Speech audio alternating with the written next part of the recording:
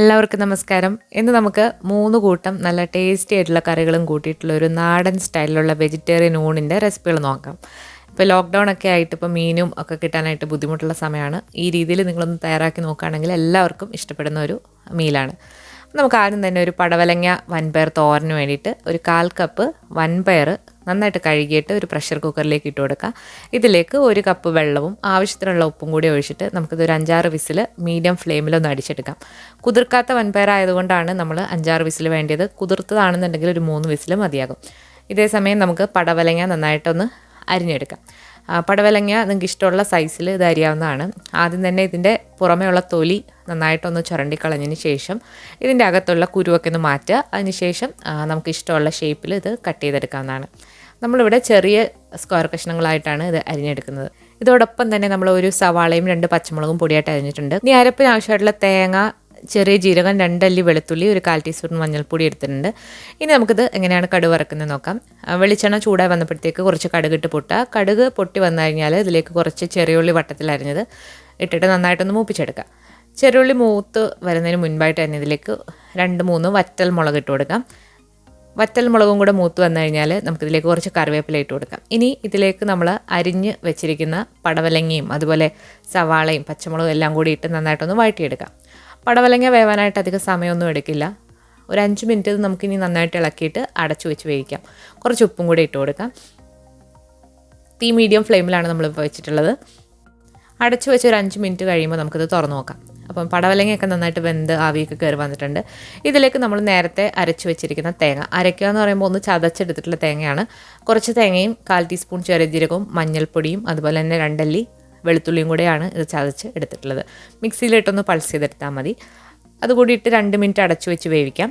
അപ്പോൾ അരപ്പൊക്കെ ഒന്ന് പച്ചമണം മാറി വന്നു കഴിഞ്ഞാൽ തീ കുറച്ച് കൂട്ടിയിട്ട് നമുക്കിത് തോത്തിയെടുക്കാം. അതിലേക്ക് നമ്മൾ വേവിച്ച് വെച്ചിരിക്കുന്ന വൻപയർ ഇട്ട് കൊടുക്കാം. വൻപയർ ഒരുപാടങ്ങ് വെന്തളിഞ്ഞു പോകരുത്. ഈ ഒരു പരുവത്തിലാണ് വേണ്ടത്. വൻപയർ കൂടി ഇട്ട് കൊടുത്തിട്ട് നന്നായിട്ട് ഇതൊന്ന് ചിക്കി തോത്തിയെടുക്കാം. അപ്പോൾ അടിപൊളി ടേസ്റ്റ് ആയിട്ടുള്ള വൻപയർ പടവലങ്ങ തോരൻ ഇവിടെ റെഡി ആയിട്ടുണ്ട്. ഇനി നമ്മൾ തയ്യാറാക്കാൻ പോകുന്നത് ഒരു പുളിശ്ശേരിയാണ്. കുമ്പളങ്ങ ഇട്ടിട്ടുള്ള ഒരു മോര് കറിയാണ്. കുമ്പളങ്ങ തൊലി കളഞ്ഞ് കഷ്ണങ്ങളാക്കി ഒരു ചട്ടിയിലേക്ക് ഇട്ട് കൊടുക്കുക. ഇതിലേക്ക് ഒരു 1/4 ടീസ്പൂൺ മഞ്ഞൾപ്പൊടി. മഞ്ഞൾപ്പൊടിയോടൊപ്പം തന്നെ നിങ്ങൾക്ക് ഇതിലേക്ക് വേണമെങ്കിൽ കുറച്ച് മുളക് പൊടിയും കൂടി ഇട്ട് കൊടുക്കാവുന്നതാണ്. ഇതിലേക്ക് ആവശ്യത്തിനുള്ള ഉപ്പും അതുപോലെ തന്നെ ഇത് വേവാൻ ആവശ്യമായിട്ടുള്ള വെള്ളവും ഒഴിച്ചിട്ട് നമുക്കിത് നന്നായിട്ടൊന്ന് വേവിച്ചെടുക്കാം. ചട്ടിയിൽ വെക്കാൻ നിങ്ങൾക്ക് പാടാണെന്നുണ്ടെങ്കിൽ പ്രഷർ കുക്കറിലിട്ട് കുമ്പളങ്ങ ഒരു വിസിലൊന്ന് അടുപ്പിച്ചെടുത്താലും മതി. പക്ഷേ ചട്ടിയിൽ കിടന്ന് പതുക്കെ വേവുമ്പോഴാണ് ഈ മോരുകറിക്ക് നല്ല ടേസ്റ്റ് ഉണ്ടാവുക. ഇനി ഇതിലേക്ക് നമുക്ക് ആവശ്യത്തിനുള്ള വെള്ളം കൂടെ ഒഴിച്ചിട്ട് ഇതൊന്ന് വേവിച്ചെടുക്കാം. നമ്മളിവിടെ 1 കപ്പ് വെള്ളമാണ് ഇത് വേവാനായിട്ട് ഒഴിച്ചിട്ടുള്ളത്. ഇനി ഇത് അടച്ചു വെച്ച് നമുക്ക് ഒന്ന് വേവിച്ചെടുക്കാം. ഇതേ സമയം തന്നെ നമുക്കിതിലേക്ക് വേണ്ടിയിട്ടുള്ള അരപ്പിന് വേണ്ടിയിട്ട് ഒരു 1/4 മുറി തേങ്ങ ചിരകി തരുന്നുണ്ട്. ഇതിലേക്ക് ചെറിയ ജീരകം ഇട്ട് കൊടുക്കാം. 1/2 ടീസ്പൂണോളം ചെറിയ ജീരകം ഇട്ട് കൊടുക്കാം. ഇനി നമുക്കിതിലേക്ക് ചെറിയ ഉള്ളി അല്ലാന്നുണ്ടെങ്കിൽ സവാള.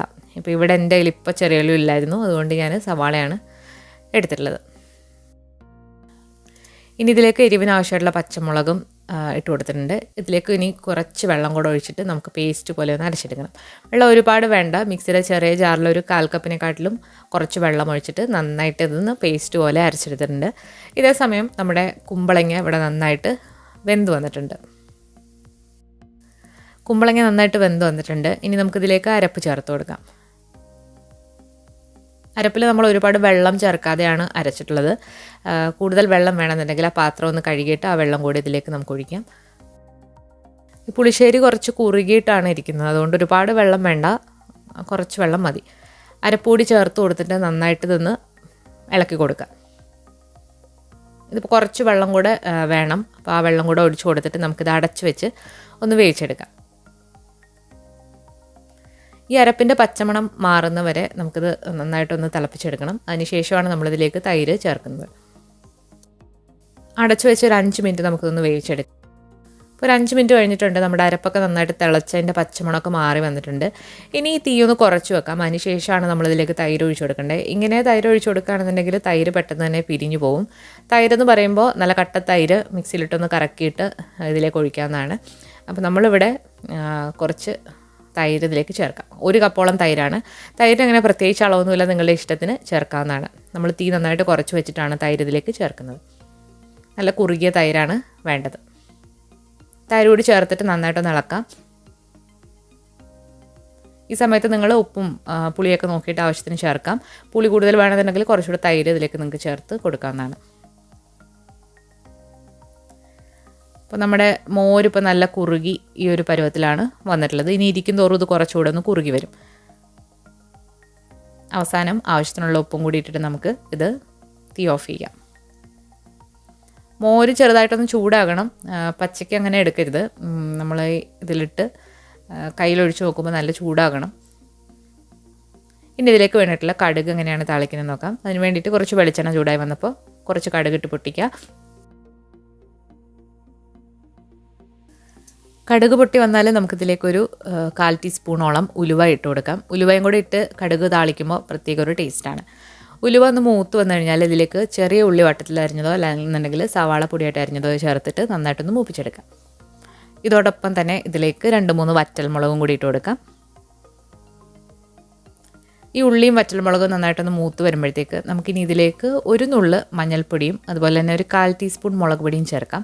ഇങ്ങനെ നമ്മൾ കടുക് വറക്കുമ്പം മഞ്ഞൾപ്പൊടിയും മുളക് പൊടിയും താളിച്ച് ചേർക്കുകയാണെന്നുണ്ടെങ്കിൽ ഒരു പ്രത്യേക ടേസ്റ്റുമാണ്. അതുപോലെ പുളിശ്ശേരിക്ക് നല്ലൊരു കളറും കിട്ടും. 1/4 ടീസ്പൂൺ കാശ്മീരി മുളക് പൊടിയാണ്, ഒരുപാട് എരിവില്ലാത്തതാണ്. അപ്പോൾ അതെല്ലാം ഇട്ട് കൊടുത്തിട്ട് നന്നായിട്ട് മൂപ്പിച്ചെടുക്കാം. അപ്പം പൊടികൾ ഒന്ന് മൂത്ത് വന്നിട്ട് നമുക്കിനി ഇതിലേക്ക് കറിവേപ്പില ചേർക്കാം. അപ്പോൾ നമ്മുടെ താളിക്കൽ ഇവിടെ റെഡി ആയിട്ടുണ്ട്. ഇനി ഇത് നമുക്ക് മോരിലേക്ക് ഒഴിച്ചു കൊടുത്തിട്ട് മോര് കുറച്ച് നേരം ഒന്ന് അടച്ചു വെക്കാം. അപ്പോഴാണ് ആ ഫ്ലേവറൊക്കെ നന്നായിട്ട് അതിലേക്ക് ഇറങ്ങിപ്പിടിക്കാം. വളരെ ടേസ്റ്റി ആയിട്ടുള്ള കുമ്പളങ്ങ കൊണ്ടുള്ള മോര് കറി ഇവിടെ റെഡി ആയിട്ടുണ്ട്. ഇതിൽ കുമ്പളങ്ങ തന്നെ വേണമെന്നില്ല, നിങ്ങൾക്ക് വെള്ളരിക്കയോ ചേമ്പോ നിങ്ങൾക്ക് ഇഷ്ടമുള്ള നിങ്ങളുടെ കയ്യിൽ ഏതാണോ ഉള്ളത് അതെടുക്കാം. ഇനി ഇതൊന്നും ഇല്ലാന്നുണ്ടെങ്കിൽ നിങ്ങൾക്ക് പഴുത്ത ഏത്തക്കയും എടുക്കാവുന്നതാണ്. അപ്പോൾ അടിപൊളി പുളിശ്ശേരി ഇവിടെ റെഡി ആയിട്ടുണ്ട്. ഇനി നമ്മൾ ഉണ്ടാക്കാൻ പോകുന്ന ഒരു അടിപൊളി വെണ്ടയ്ക്ക കൊണ്ടുള്ള ഫ്രൈ ആണ്. ഈ വെണ്ടയ്ക്ക ഫ്രൈ നമുക്ക് അങ്ങനെ കഴിക്കാം, അത്രയ്ക്കും ടേസ്റ്റിയാണ്. കൊച്ചു കുട്ടികൾ പോലും കഴിച്ചു പോകുന്ന ഒരു അടിപൊളി ടേസ്റ്റുള്ളൊരു ഫ്രൈ ആണ്. അതിന് വേണ്ടിയിട്ട് നമ്മളൊരു 10-20 വെണ്ടയ്ക്ക എടുത്തിട്ടുണ്ട്. നന്നായിട്ട് കഴുകിയതിന് ശേഷം ഒരു തുണി വെച്ചിട്ട് നന്നായിട്ട് ഒട്ടും തന്നെ വെള്ളമയം ഇല്ലാതെ തുടച്ചെടുക്കുക. വെള്ളമയം ഇരുന്നാൽ ഇത് നമ്മൾ അരിയുമ്പോൾ കയ്യിലൊരു വഴുവഴുപ്പ് കാണും. അപ്പോൾ 2 അറ്റവും അതിൻ്റെ കട്ട് ചെയ്ത് കളഞ്ഞതിന് ശേഷം അതിനെ 2ആയിട്ട് മുറിക്കുക. വീണ്ടും അതിനെ 2ആയിട്ട് മുറിക്കുക. അപ്പോൾ ഒരു വെണ്ടയ്ക്ക എടുത്തിട്ട് 4ആയിട്ട് ഒരേ രീതിയിൽ കട്ട് ചെയ്തെടുക്കുക. അരിയൊന്നും മാറ്റേണ്ട ആവശ്യമില്ല, അരി അതിൽ തന്നെ ഇരിക്കട്ടെ. അപ്പോൾ എല്ലാ വെണ്ടയ്ക്കയും ഇതുപോലെ 2 സൈഡും കുറച്ച് കട്ട് ചെയ്തതിന് ശേഷം ഇതുപോലെ ഒന്ന് കട്ട് ചെയ്തെടുക്കുക. മുറ്റാത്ത വെണ്ടയ്ക്കയാണ് ഇതിന് ഏറ്റവും നല്ലത്.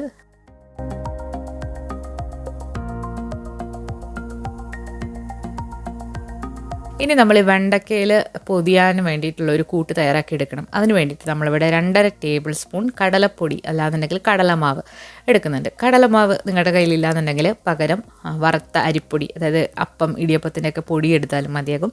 പക്ഷേ കടലമാവും കൂടി ഇടുമ്പോഴാണ് ഈ ഫ്രൈക്ക് നല്ലൊരു സ്പെഷ്യൽ ടേസ്റ്റ് കിട്ടുന്നത്. കടലമാവിനോടൊപ്പം തന്നെ നമ്മളിതിലേക്ക് ഇനി കുറച്ച് അരിപ്പൊടി ചേർക്കുന്നുണ്ട്. 1.5 ടേബിൾ സ്പൂൺ അരിപ്പൊടിയാണ് നമ്മൾ എടുക്കുന്നത്.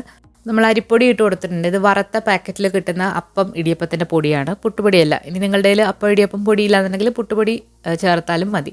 ഇനി ഇതോടൊപ്പം തന്നെ നമ്മൾ 1 ടേബിൾ സ്പൂൺ കോൺഫ്ലോറും കൂടി ചേർക്കുന്നുണ്ട്. കോൺഫ്ലോർ ഉണ്ടെങ്കിൽ മാത്രം ചേർക്കുക, കമ്പൽസറി ഒന്നുമല്ല. പക്ഷേ കോൺഫ്ലോർ ഇടുമ്പോൾ ഒന്നുകൂടെ നല്ല ക്രിസ്പി ആവും.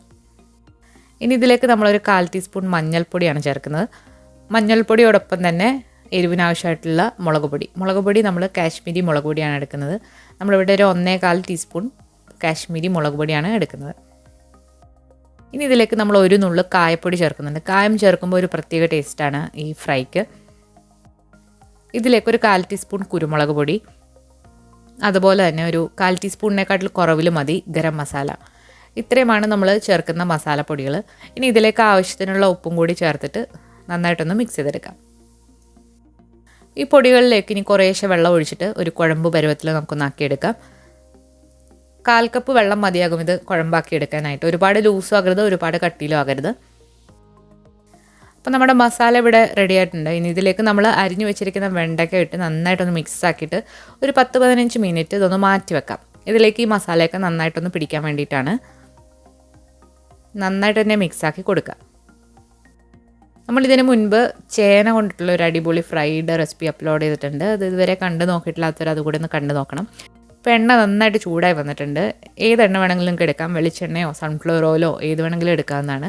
ഇതിലേക്ക് നമ്മളിനി പുരട്ടി വെച്ചിരിക്കുന്ന വെണ്ടയ്ക്ക ഓരോന്നായിട്ട് എടുത്തിട്ട് ഫ്രൈ ചെയ്തെടുക്കാം. ഒന്നിൽ തൊടാതെ ഇട്ട് ഫ്രൈ ചെയ്തെടുക്കാവുന്നതാണ്. നല്ല ക്രിസ്പി ആയിട്ട് വരും. നല്ല എത്ര നേരം കഴിഞ്ഞാലും ഇതിൻ്റെ ക്രിസ്പിനെസ് പോവില്ല, അത്രയ്ക്ക് നല്ല ക്രിസ്പിയാണ്. അതുപോലെ നല്ല ടേസ്റ്റിയുമാണിത്. അപ്പോൾ എല്ലാം ഇതുപോലെ ഒന്ന് ഫ്രൈ ചെയ്തെടുക്കാം.